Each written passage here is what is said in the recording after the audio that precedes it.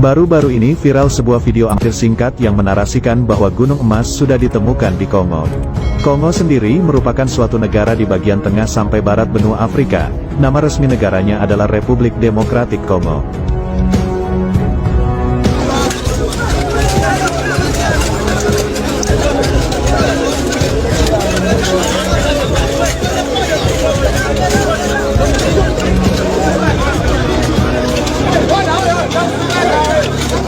Kaum muslimin, di sini juga kita menyaksikan apa dikatakan Rasulullah Sallallahu Alaihi Wasallam, Ofrat mengering di negeri Irak.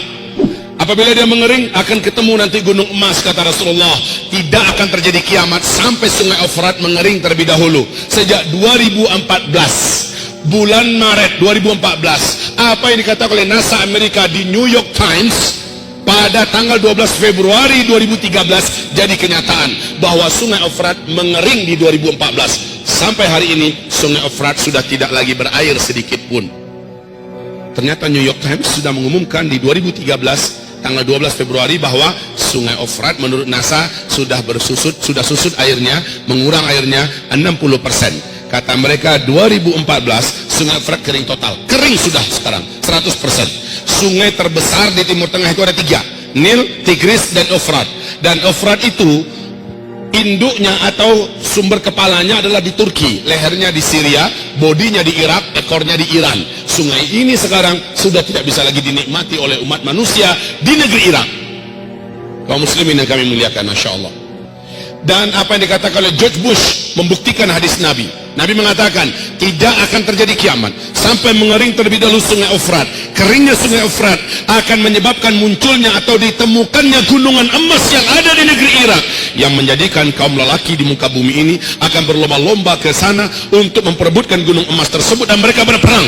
Dalam setiap 100 orang yang berperang akan terbunuh 99, satu yang tersisa hidup dari setiap 100 orang. Setiap mereka berkata, semoga satu orang yang bertahan hidup itu sayalah orangnya. Di hadis yang lain, Nabi mengisyaratkan ketidaksukaannya kalau umatnya ikut berperang di sana demi memperebutkan gunung emas tersebut. Ibadah Allah yang kami muliakan, sungai Ofrat sudah kering. Dan ini tidak bisa ditutup-tutupi.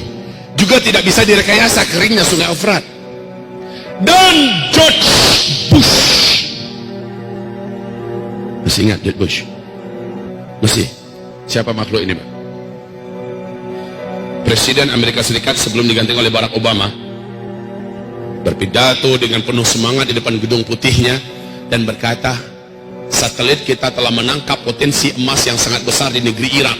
Amerika Serikat selaku polisi dunia akan memastikan emas tersebut aman dari tangan-tangan para penjahat-penjahat yang tidak bertanggung jawab. Setahu kita yang penjahat itu siapa?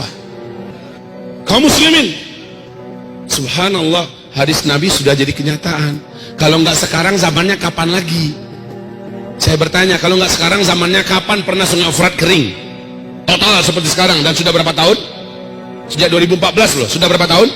Kalau keringnya cuma sebulan 2 bulan, bisa jadi dia mengalir lagi. Nah ini sampai sekarang kering. Dan ada yang unik. Kenapa bulan Maret, bulan April 2014 135.000 pasukan darat Amerika Serikat yang berserakan di seluruh negara-negara Teluk tidak jadi ditarik oleh Barack Obama ke Amerika, padahal membiayai mereka sudah tidak sanggup lagi Amerika, tapi tetap dipertahankan di Timur Tengah. Kenapa setelah Donald Trump naik, kenapa Amerika hari ini dengan keadaan kondisi ekonomi yang sangat parah menambah budget militer dan budget perang mereka? Ya, dan ini menjadikan mereka negara yang terparah lilitan utangnya. Nah, kaum muslimin, kenapa di zaman Donald Trump memperbanyak memasukkan tentara hari ini ke Irak? Ditambah lagi dari 5.000, 10.000, 20.000 terus ditambah. Bapak tahu rahasianya? Benar kata Rasulullah, ketika sungai Ofrat mengering akan ditemukan gunung emas. Laki-laki yang ada di muka bumi dari berbagai negara berdatangan membawa senjata-senjata mereka ke sana. Perang besar akan terjadi memperebutkan gunung emas itu. Sedangkan Freeport kita saja, emas Freeport kita saja sudah akan menjadikan dua negara besar ini, Amerika dan China, siap saling pesta perang, dan itu di tanah air kita. Negeri kita jadi tempat perang. Nah itu hanya Freeport. Bagaimana dengan gunung emas yang ada di Irak? seluruh dunia kan, dan nanti kamu akan terbelah menjadi dua belahan besar di akhir zaman, kata Nabi. Blok timur, blok barat. Kamu akan berdamai dengan blok barat, diajak damai oleh mereka. Lalu kamu menyatukan kekuatan dengan blok barat, kamu akan berperang memerangi musuh bersama di blok timur. Allah akan kalahkan mereka di tangan kamu, kata Rasulullah sallallahu alaihi wasallam.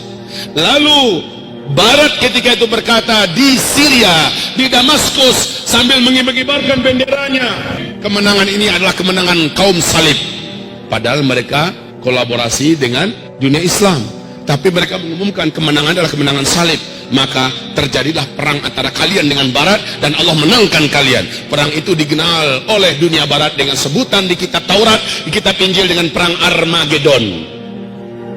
Kalau dalam hadis disebut dengan Malhamah Al-Kubra, dan itu terjadinya nanti di Syam, tepatnya di Syria, Ghutah, A'maq, dan Dabiq. Kaum muslimin yang kami muliakan, hari ini kita melihat arah dunia menuju ke situ. Arah dunia sekarang sedang menuju kepada perpecahan dan peperangan besar.